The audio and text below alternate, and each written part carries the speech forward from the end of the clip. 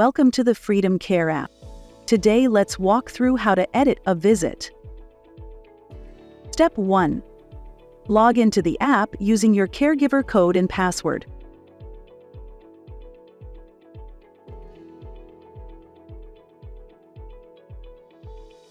Step 2.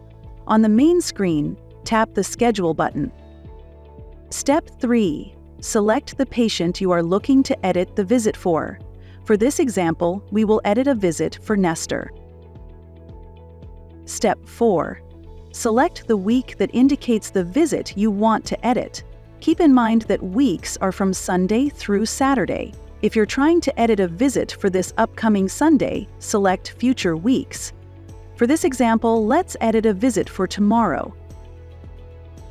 Step 5. Find and tap on the visit you want to edit. Then, at the bottom of the screen, tap Edit. Step 6. Update the visit details as needed and tap Save to confirm.